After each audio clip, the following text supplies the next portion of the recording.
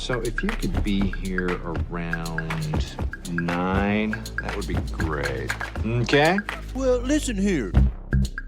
Hello, and welcome to 90 Day Fiancé MK. I'm Mr. O, and today, Ms. H and I will be discussing Season 7, Episode 13 of Happily Ever After. In this episode, Andrei and Becky go at it again, Yara buys some clothes to give her friend, Uterus speaks to Bilal on Shaeeda's behalf, Angela comes clean to the marriage counselor, Ed and Liz visit his old high school, and Kimberly finds out that polygamy isn't legal in the United States. As always, we'll end with our Students of the Week, class dunces, and life lessons. If you also watch Love After Lockup, you should listen to our other channel, Love After Lockup MK, where we'll be covering the new season of Love During Lockup. All right, thanks for listening, stay safe, and enjoy. Hello, Mr. O. Hello, Miss H. How are you today? I'm not doing too bad. We just finished our other one, and apparently I have a lot of editing because the sound was messed up on it. But I have the sound working on this one, so... Yay! So you all get to appreciate and be thankful for that, because Yes. it's Thanksgiving week. Yes, it is Thanksgiving week. Time to be thankful. I was all upset because the students were supposed to come back. I mean, Mr. O, do you want to tell us what you're thankful for, and we'll put it in a video? I was like, sure. And then, like, yesterday the video came out, and I was like, they never came back and asked me what I was thankful for, man. Oh, yeah. Yeah, that happens sometimes. I mean, yeah. Yeah, they're just like, yeah, we got enough teachers. We don't need to worry about him. Right. That's fine. Well, why don't you tell us what you were going to say? I was going to be thankful for kittens. I had a whole plan to say I was thankful for kittens and then have like a video of like kittens playing with a ball on the video screen behind me. It was a whole thing. That is really random. Yes, you don't even but have a kitten. I don't have a kitten because it would have been funny. I was going for randomly funny. All right. And let's start with somebody else who always goes for randomly funny and never works, and that's Ed and Liz. Oh, gosh. Gross. But yes, you're right. That very much describes them. So, I mean, we even start off with it because Ed, when we meet them, is wondering whether or not he should pack his fun underwear, aka G-strings, for the trip to Arkansas to meet his extended family. So there's going to go for this second engagement party, and it's a chance for them to learn more about each other, which is something you should probably do before you're about to get married. But anyway, she's worried that everyone there will know Ed's side of every story, and she might end up just being like alone at the party while Ed does the rounds with his family. So we just poof, and they're in Bentonville, Arkansas, home of Walmart, by the way. And Ed is showing her the sights and talking about his family. They talk about things that I assume, or at least really hope they've talked about before, like where Ed is in the birth order of his siblings and how his parents got divorced when he was in high school, things like that. So anyway, his mom is, still around, if not talking to him, but he also doesn't seem to think very much of his hard partying dad that caused like the whole divorce to happen, and who is now deceased. And as never really carried his part of the co-parenting burden. So when his mom left his dad, that's when Ed moved to California. And it's really weird for him to be back to where he grew up for the first time in 40 years without being able to talk to either of his parents. So he takes Liz to sit outside of his old high school, where he says he basically became the class clown to avoid bullying. So Liz says that she wasn't really bullied, but when she was in high school, she didn't have many friends. So then we see a picture of Ed back when he ran track in high school, and he is way skinnier. Yeah. Well, I mean, he's also in his 50s. I don't think it's so uncommon for people to gain weight steadily until they're 50. I guess so. But then he demonstrates what that running track may have looked like by racing Liz in his pink Crocs. So he makes it up 20 meters before stopping, and then they walk the dogs around, and then they make out on the field a little bit, and he makes inappropriate jokes, and then and then he won't leave until he does the Breakfast Club pose because he's just corny as hell. Mm-hmm. All right. So then it's time for Ed to put on his denim vest full of pieces of flair and go to dinner with Ed's sister and brother-in-law. So he says that after he and Liz broke up before, Ed spent a lot of time here with Christine. So again, she's been heard all about his side of every story. So Christine, like everyone else, is very leery about this relationship, but is ready to see where it goes. So after dinner is served, they start, a conversation. And Christine says that, she talks to her mom all the time, and she just wants Ed to be happy and safe. Ed tells us that he hasn't seen his mom in a year, even though she lives 40 minutes away and she used to live in his house, which is a big difference to him. So Christine says that she thinks, mom's going to come along in time. It's just that she's really stubborn. So the whole conversation brings Liz to tears. They start to talk about the engagement party, and Liz says she's nervous to meet everyone and wishes she, kind of had somebody to fall back to that was there for her. But Christine is like, yeah, you should be nervous. This is going to suck. She doesn't say it like that, but she more or less tells her it's going to be a lot. People have a lot of opinions.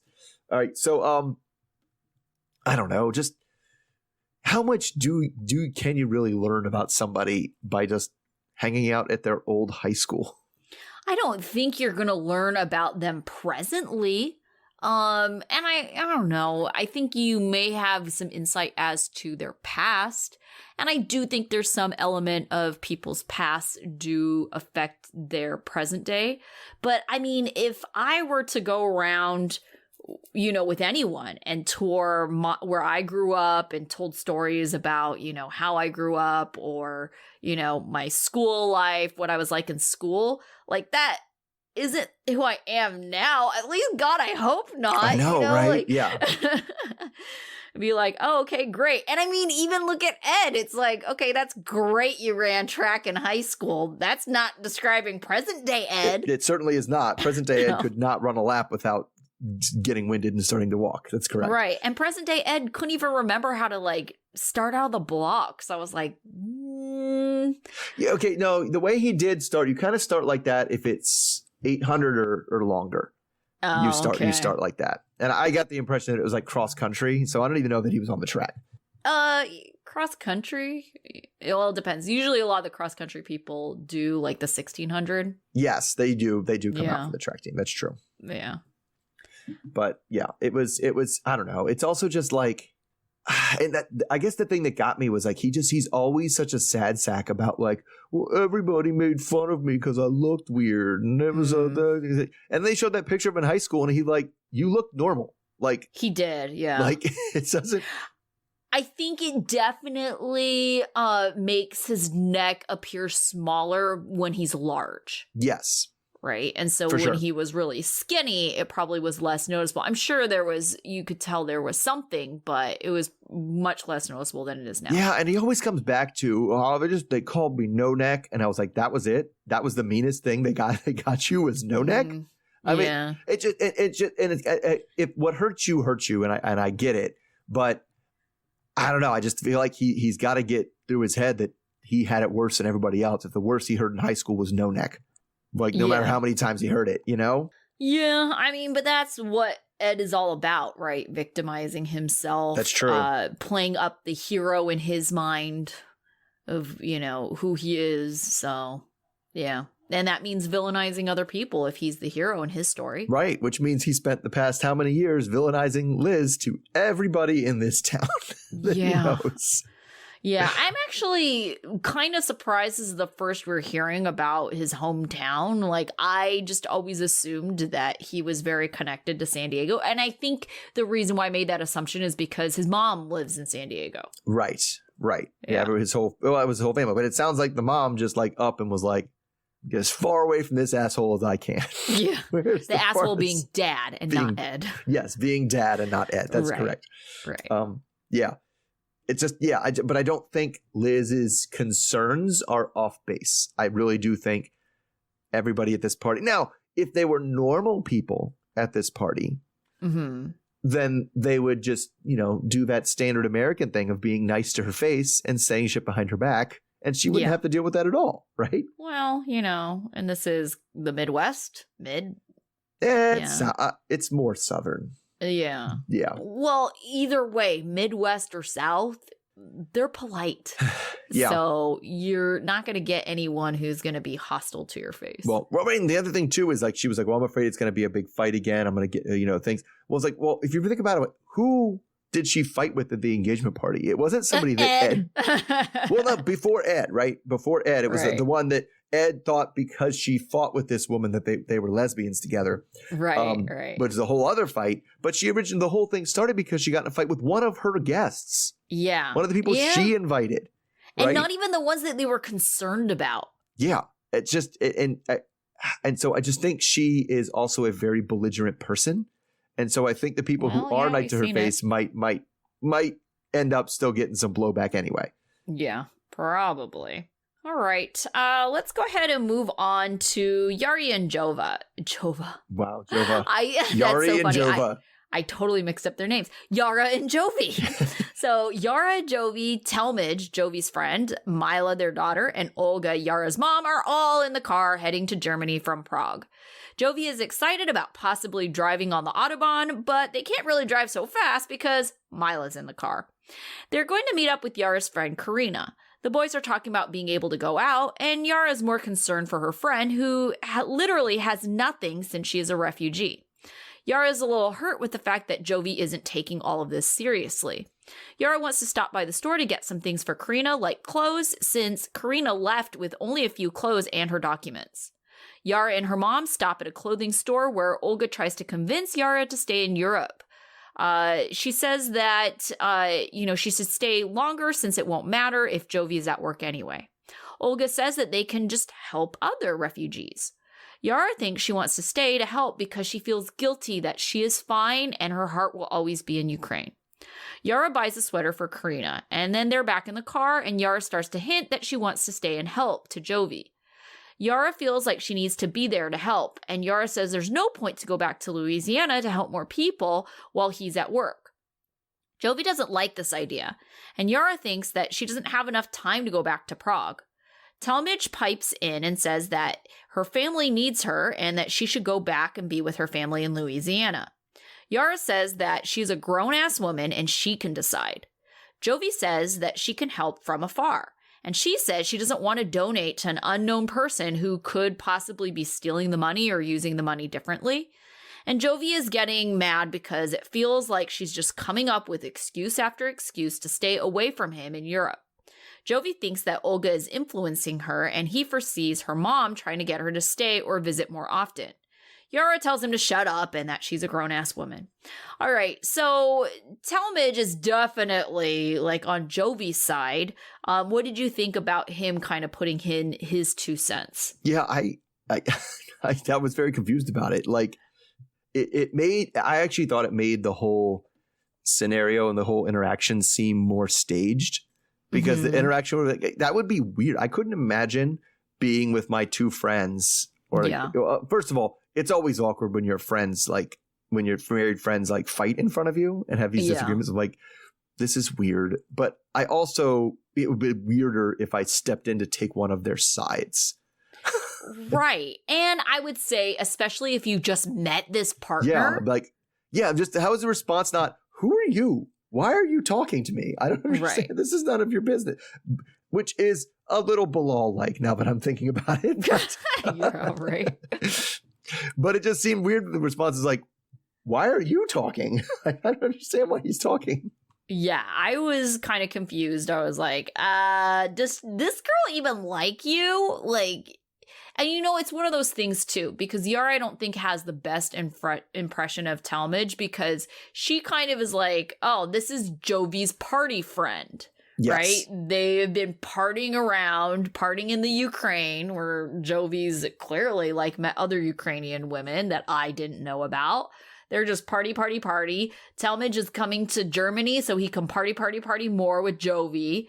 So I don't think Yara really likes this guy in the first place. And if this guy is just echoing what Jovi says, to me, it seems like, well, that's going to make it go the other way, right? Yara's going to dig into her heels more and be like, F this guy. Like, he wants me to do what? I'm going to do the opposite. Yeah. I mean, I guess I get kind of annoyed with Yara's tone when she argues. Mm-hmm. Right. She doesn't say, like you explained it that way. Hey, there's a lot of refugees and I really want to help them. And I think it would be better if I stay. She's like, oh, I don't want to go back. I just think I should stay. I'm a grown ass woman. I can make my own decisions. But she has like this tone when she does it where it's just kind of like whiny almost. Right. Yeah.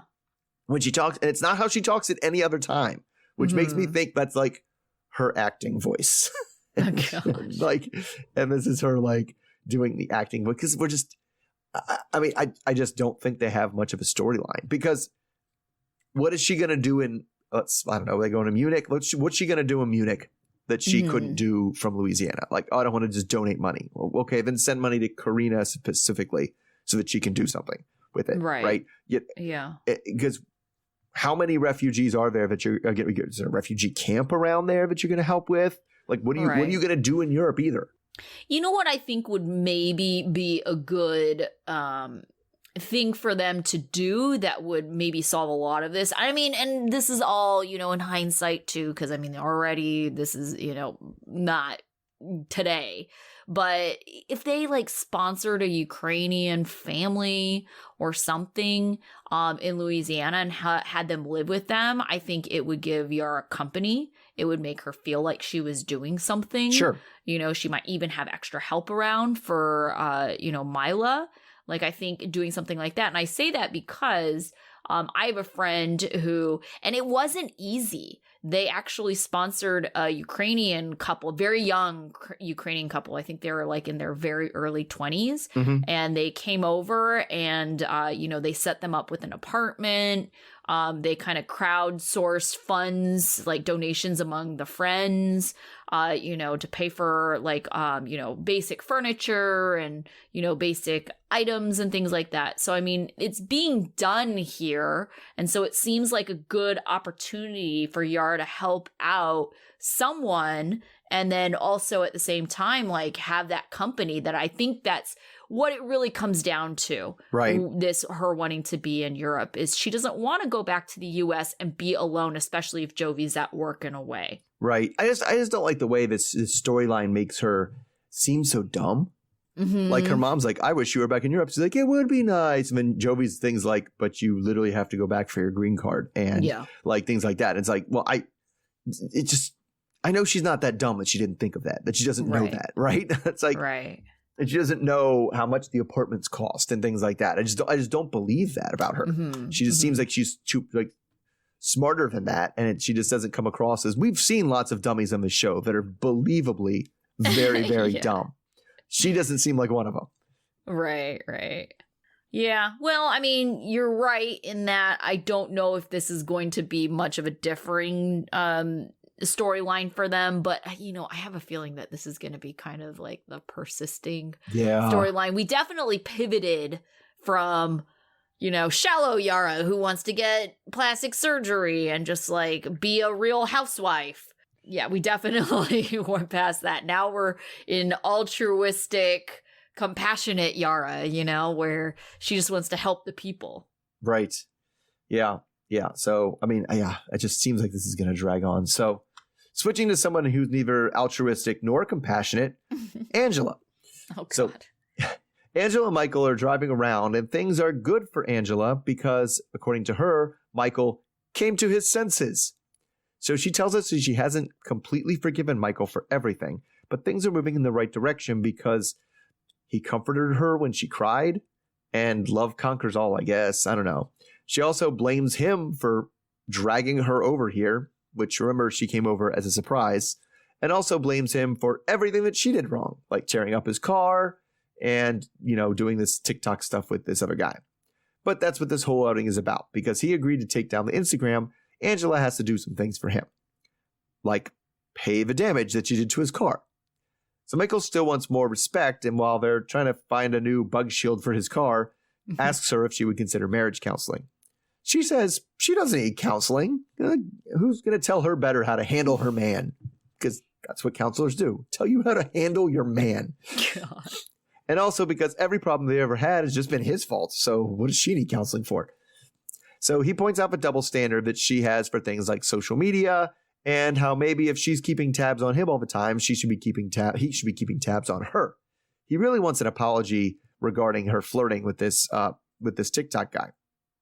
So she says that maybe they'll do it because she's very sure that the counselor will just tell Michael that he's wrong, even though that's not what we know that, no. Right. So then we flash back to when they got married, and before the marriage, and there was some sort of counselor, but he wasn't a relationship counselor, telling how she owed Michael total submission. And if that's how things are going to go, that's not going to work. So to make sure the therapist knows who she's dealing with, Angela gets ready to go with a whole red, white, and blue outfit and U.S. flag pumps, which they focus on multiple times. So things start off really great when Angela corrects Michael when he comes in and says, "We are here to see the marriage counselor." And she's like, "I'm not here. We're not here. He's here." So then the counseling starts. Michael blames the distance, and Angela says, the relationship's going sour because of him flirting with women. That's the problem. So when encouraged to say it like it is, like tell your truth or whatever to Michael, he starts to. And during this, the counselor has to stop Angela from interrupting him. So he says that he did have an Instagram and did talk to women, but he has not cheated on her. The counselor then asks if Angela has anything to say to Michael, and she brings up Billy and how she ended up in a TikTok crush, but not a real crush, a TikTok crush on Billy, which is somehow different than a crush. She also says that it just goes to show him, look what you made me do. This is all your fault. It's all your fault that this happened. I would have had a crush if this wasn't you. I was just trying to get even with you, and it backfired. She also tells him that she has made plans to go to Canada to meet Billy. So to help him with his medical problems, of course. Now, Michael doesn't like this at all and is afraid she's going to fall for another man. But the counselor just is like, this is a trust issue, and you should work on your trust. So now that the air is clear, Angela's glad she came for the appointment after all, because she got to get her freebie of telling Michael something that upset him. So is this the worst marriage counselor we've seen? Like, this sounds like trust. My suggestion, more trust. Yes? I think a lazy one for sure, because I feel like, that's easier. I think that's pretty common knowledge, right? You need to have trust as one of the basic foundations of a relationship. Yes, but it's also one of those things too. It's like, just like, how do you win a sports game? It's simple. Score more points than the other team. Right. Oh, is that it? But, that's all we have to do? Yeah. But that's what I was going to say. It's like, it's easy to point out that that's what's needed. But I think what's difficult for most people is what are the steps towards building trust? And that is where she was like, yep, just trust more. Yes. It's like, perhaps this will establish trust. And it was like, that's what?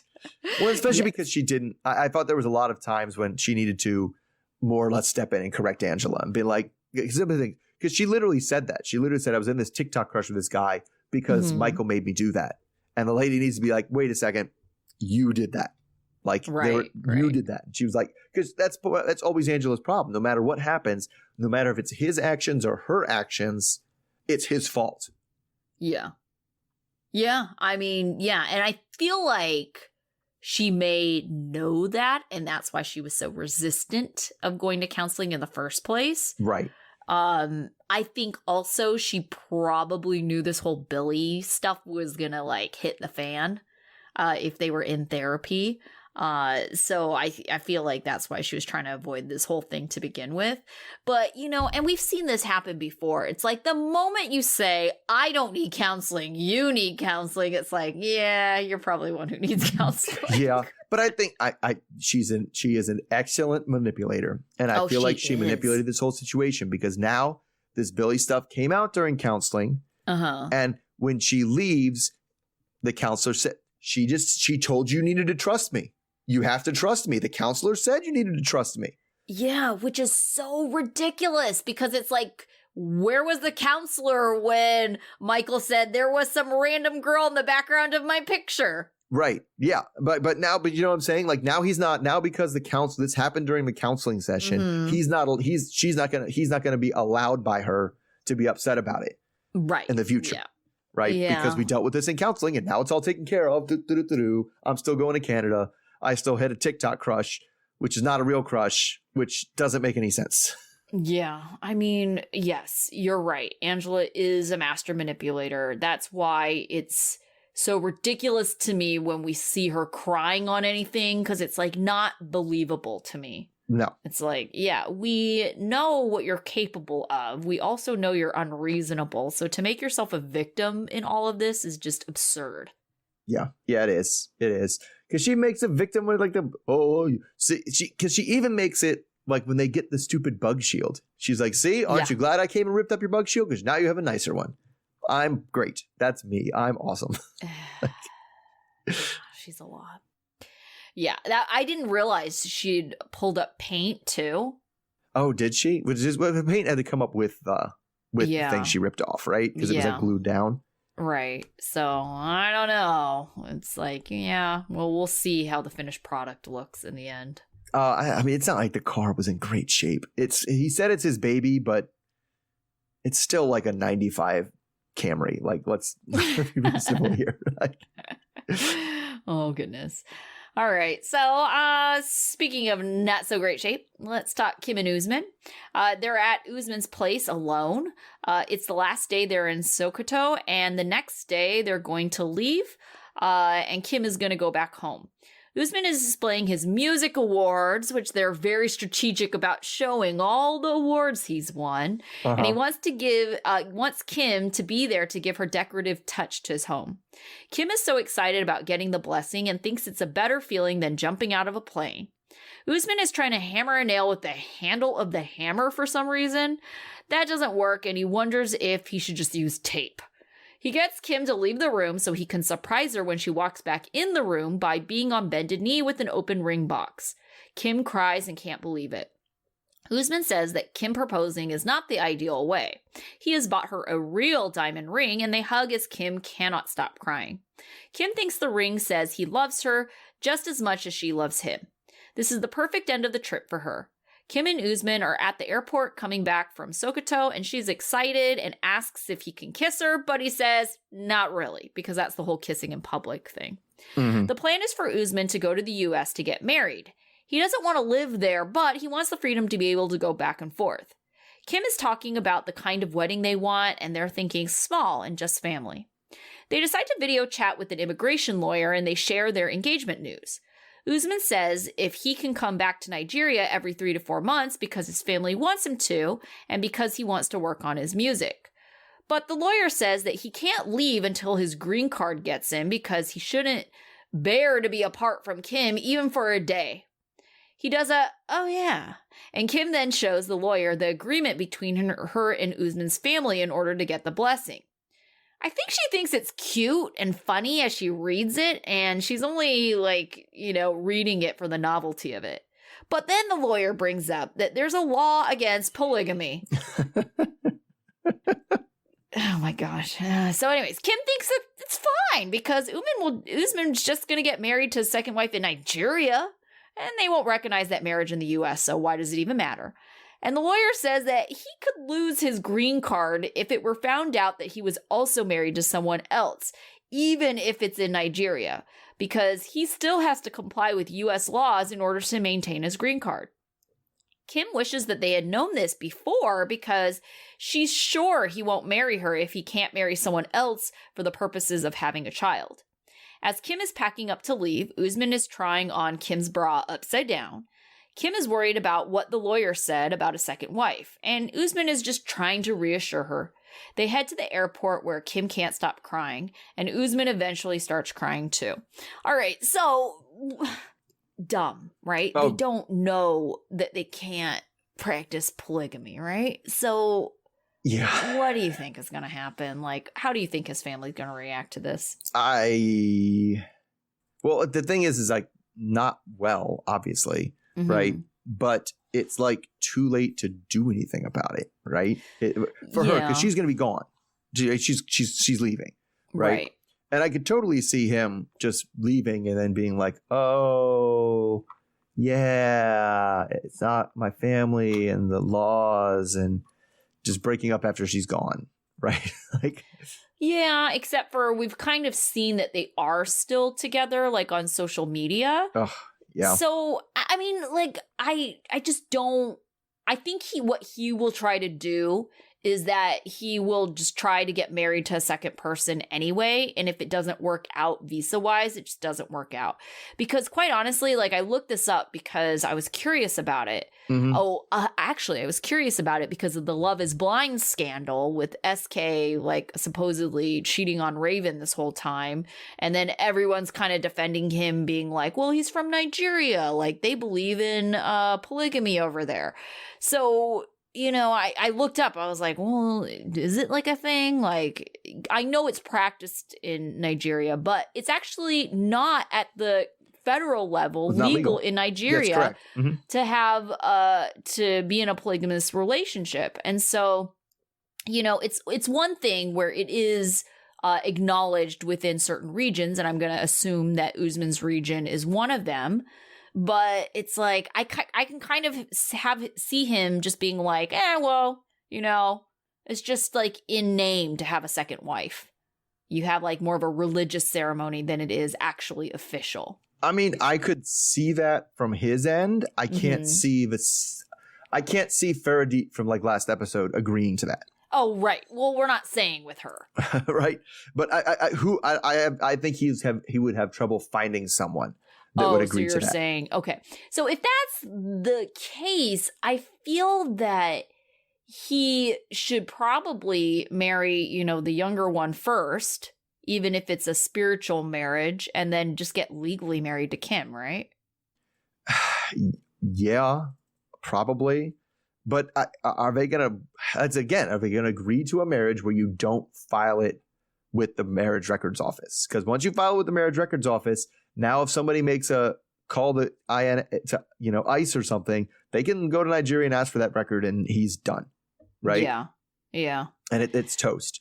But I don't know. And I get where they're coming from, because it's like, the polygamy is generally pretty nasty, right? Like it's different than like what we have in like kind of modern newfangled polyamory that people have and everything. Right. It's not that, right? It's not, sure.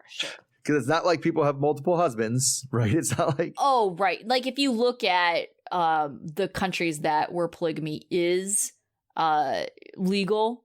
And there's not that many. I think there's 6 countries. They're all Muslim countries where it's like a very patriarchal society where women are very much don't have a say in things. It's very closely linked to like human trafficking and abuse and things like that. So sure. Like, yeah. And so I don't want, and that's the thing too, is that like, what that's because at some point you do have like things that are like, well, that's just the way their culture works. You can't just have like, well, that's the way their culture works. They abuse women. We have to let that go. Of course you have to let them do that. It's like, no, we don't. Like there's lines that we don't cross in terms of just excusing it as just quote unquote part of their culture. And so like, I get that, but it's crazy to me that she didn't Google that at any point till now. Like, and just to be taken completely blindsided by that. And I think maybe she was thinking about like more of your American because it is a higher standard, and it is kind of, I get that it's frustrating. It's a higher standard for that, right? Because in America, if you don't make it official, yeah, sure. Like if I'm officially married to one person, but like 3 other women live with me and they consider themselves my spiritual wife and everything, and nobody can stop that. Right. Yeah. Okay. So I don't know how in the world they will ever get approved for a visa with this show on. Yeah. I don't either. I don't either. It's yeah. I mean, the immigration office has to have access to these tapes now, right? And seeing like you spent a whole season talking about him getting another wife. Right. And especially because you're coming over on a fiance visa. Right. Like it'd be one thing if it's not about this, because it's not even just about obeying the laws, right? I could see someone who was polygamous in Nigeria or something, or wherever it may be legal, coming over on an H-1B or something like that so they could work here. You're coming over because you're marrying an American. You can't, and we're like, we don't recognize that marriage because it's not your first marriage, right? Like, so why we're not going to give you a green card or give you the visa for a institution that we're not recognizing? That's not going to work. I don't see them being approved. But at the same time, it's like, I don't know, how reasonable is it for someone from INS or ICE to know about them on this show? Yeah. I mean, I don't know that, the show's popular, but not that popular. But I feel like somebody along the line would be like, oh, that guy, I saw him on TV. Right? Yeah. And let's back up and talk about this, because we got caught up with the immigration people. That was the big blockbuster thing. Why did he propose to her again? I'm very confused. They were already engaged, right? She proposed to him. There were rings exchanged. I don't understand how this works. I think it's just him trying to be traditional because he said, you know, it wasn't ideal that Kim is the one that proposed. I think that maybe even though he was wearing the ring, it didn't feel official to him because he wasn't the one that did the asking. And then I think it's also to like reciprocate since it isn't very common of a tradition for women to ask. So it's kind of like to reassure like, yes, I'm on board for this too. I didn't just get like talked into and dragged along. I don't know. It just seemed to me as like, why are you asking a question that I already asked you? This is weird.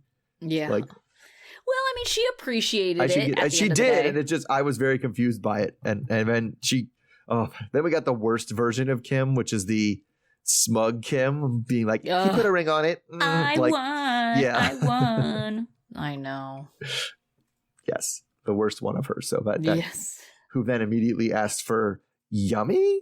Oh, God. But then she say yammy. I thought it was yammy, and she said yummy, and it was weird. Who knows? We all know she means sex. Yes, we all know she means unimaginative, just bad pounding sex. All right, so that leaves me with two more. So I got to go two in a row here. So let's go with Bilal first. So we're still in New York, and Shaeeda is out with Uhtred. And they go into a boutique to try on random dresses, but they don't actually ever try on a dress. They just are standing in the boutique. So she reminds us that Bilal is not giving her what she wants in this marriage. Two things that she wanted, that being children and a yoga studio. So they start to talk about the fight the night before, and Uhtred apologizes for her role in making Shaeeda feel uncomfortable. Uhtred says she was surprised how Bilal tried to turn everything around and make it into her fault, and asked, well, does he ever do that to you? Which, yeah. So, of course, he does that to her all the damn time. So she says she hasn't talked, anything about the fight over with Bilal yet because he was upset. When he's upset, he goes into silent mode and just goes straight to bed. So she fills Uhtred in with how the doctor told her that after 40, there's only a 5% chance of her getting pregnant, which is a misinterpretation of what the doctor said, but okay. But also tells us that her and Bilal still haven't talked about that either. So Uhtred says that she needs to, get him off balance and disarm him. And basically, she should make threats to divorce him as a way to get him to listen. So Shaeeda said she doesn't want to do that because she doesn't really want to get divorced. And Uhtred is like, no. You're not getting divorced. You would just threaten to get divorced, not actually do it. But then at the end of the conversation, it seems like it's going to be Uhtred that's going to talk to Bilal about stuff. I don't know how that happened.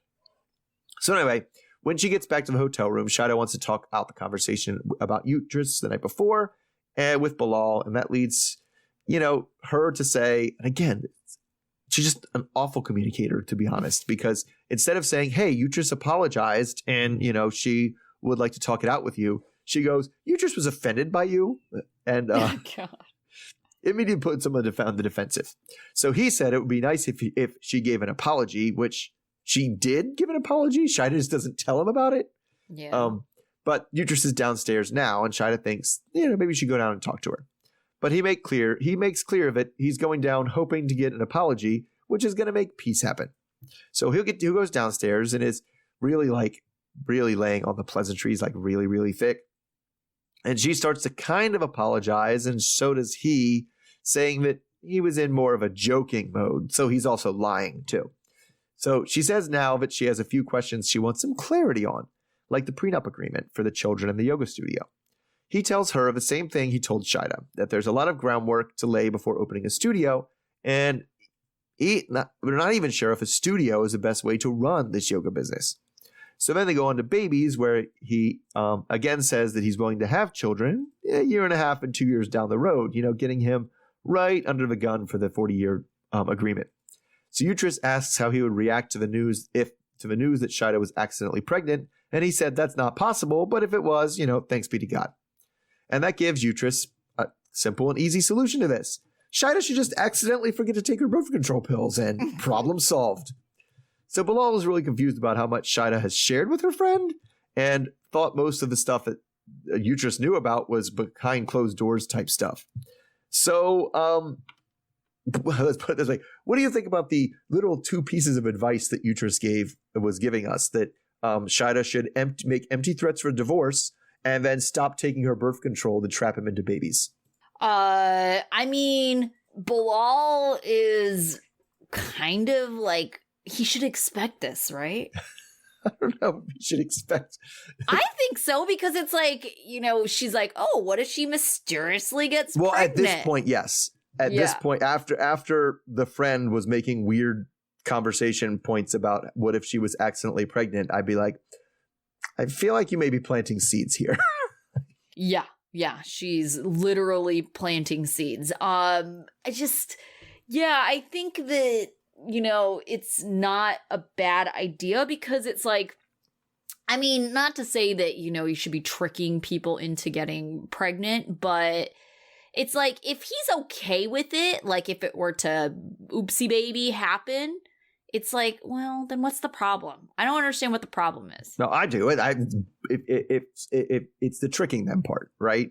If someone is under the impression that you are on birth control and you tell them you're on birth control and you're not on birth control, then try to get them to think. To me, that's in the vague realm of sexual misconduct, right? That is not appropriate. To me, obviously, it's ridiculously bad. Like if a man like takes off a condom in the middle of sex, right? Sure. Right, and it's not as bad as that, but it's on the same road, right? It's someone is having sex with you under some understanding that you are lying about, right? And to me, that's it. We'll put it this way. Maybe it's more on the road of having an STI that you're lying about. Yeah, I don't know. I just don't see her really getting pregnant that fast. No, she wouldn't either. But I'd say if she wanted to do that, if she wanted to say, listen, Bilal, I'm not taking birth control anymore. I'm not doing it. I want to get pregnant. I'm not going to take birth control. And then if he still would, he'll probably still want to have sex with her. Then that's on that. It's the part where, accidentally on purpose, like, just forget once in a while. Like, that's unethical. I'm sorry. That's bad. Yeah. I do think that she should be more forceful and say something to him. Yeah. She's under no obligation to take those birth control pills. But if she's going to stop taking the birth control pills, she should tell him, I'm going to stop taking the birth control pills. He can't make her take them. Right? Yeah, that's true. I don't see her standing up to him.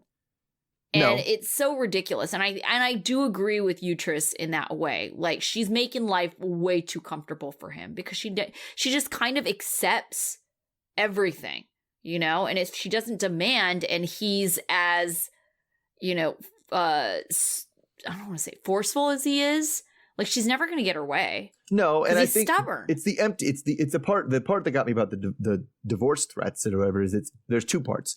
First of all, we've seen how he reacts when he feels like you're throwing divorce around, right? Yeah. And it's not to be more listening. It's not to do more to get you back. It's by completely shutting down and blocking out like everything and just being like, you lied to me this whole time. This was a lie. This whole relationship was a fraud, right? And so I know that's not going to work on him, right? Because we've seen that. And two, it's not about empty threats. Is this a deal breaker for you or not, Shaeeda? Because if it is, you need to say, I want to have a baby within the next 2 years. And if I'm not going to have it with you, I need to have it with somebody else. Right. But that's the thing, is I don't know if she will. And then it's not a deal breaker. And if it's not a deal breaker, she has to shut her mouth because he's made his decision. Like she needs, you know what I'm saying? Like, but she has said that she is not going to divorce him. She's like, oh, Muslims don't get divorced. Well, then she has not leverage, but she's already made her decision. Then she put the decision in his court. She shouldn't have got married to this guy in the first place. No, she should have. She shouldn't have. She shouldn't have. This is this is just something that if this was a deal breaker for you, right, then this is not the guy for you. And it's not, and it needs to be as simple as that. As like this, I'm doing this now, and if I'm either doing it with you or I'm doing it with somebody else. Yeah. And you need to make the decision with who, and you need to tell me by X date. Right. And it might be 2 months. It might be a month from now. You have 1 month to decide. And I'll ask you in another month. And if you still aren't sure, then you're sure. Then I'll be sure for you. But she's never going to do that. Right. No, she isn't. Because then in that case, she has to come to the mental realization space that this is not a deal breaker for her. And she doesn't want it that bad if she's not willing to do that. Yeah.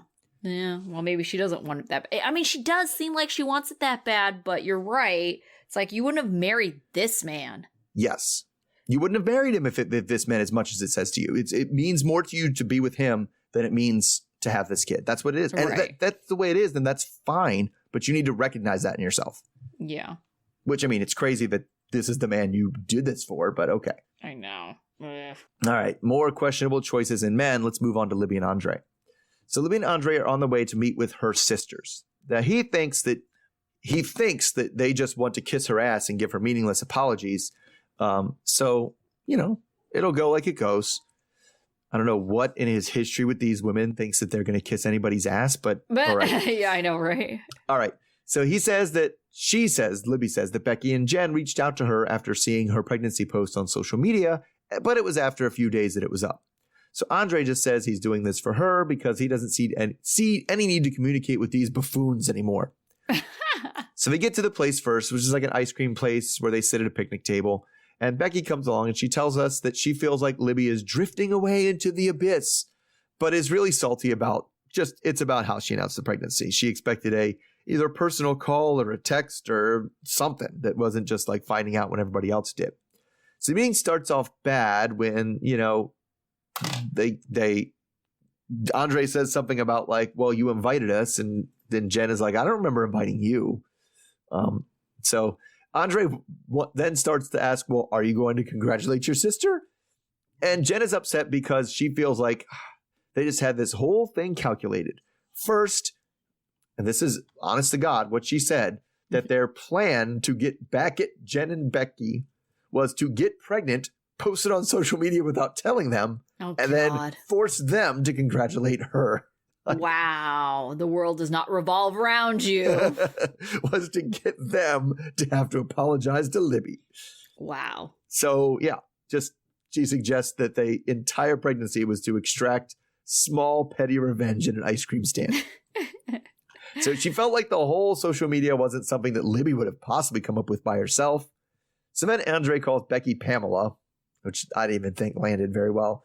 So since he sees her as the root of this most recent disagreement, he says that he's upset because he thought they were on the same side with Charliegate, and that Andrei feels like the sisters betrayed them. They were finally on the same side, and they don't understand why they would go back behind their back and make friends with Charlie, and they don't understand why he'd still hold a grudge over that.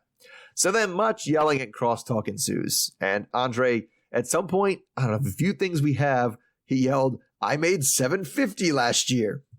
So there's a whole lot of bleeps. And then Becky tells him to shut the fuck up and kind of pushes him and like slaps at his hands, and everybody's standing up. So then we just have more indiscernible yelling. And Becky tells Libby that Andrei doesn't give a fuck about her. And Andrei is calling Becky a follower for some reason. So anyway, Becky says they're walling themselves in and they can't even see what's happening. I don't know. It was all weird. Libby finally gets everybody to stop and calm down, and then Becky apologizes for her actions and says she doesn't want there to be a rift between their families. So then they actually get to talking about Libby's thought process behind posting the pregnancy post instead of calling them, and how much hurt that caused everybody, and they all blame it Andrei. Not Libby doesn't. The other two sisters are just like, Andrei must be manipulating her. This must have been Andrei's idea, even though Andrei's idea was just not to tell them at all. Or he didn't care.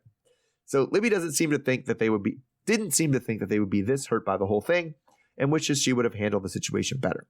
So Becky hopes that she doesn't end up in the Charlie Pamela canceled bucket. And then Libby brings up the idea of going to family therapy with everybody, including Charlie. So Becky at least seems to recognize something about this situation, and just is like, really, one session? Do you know how much fucking therapy this family needs? So it looks like the family session is coming up. All right, so I feel like this is always what I think of these. Could you follow this fight any better than I could? No, I couldn't. I mean, there was so much beeping. Bleeping out their conversation. I was like, I don't know what's being said anymore. Like, someone's jumping over the table. Next thing you know, she's apologizing. I don't know if they're actually on good terms right now. I was like, I don't know what's happening here, but it's chaos.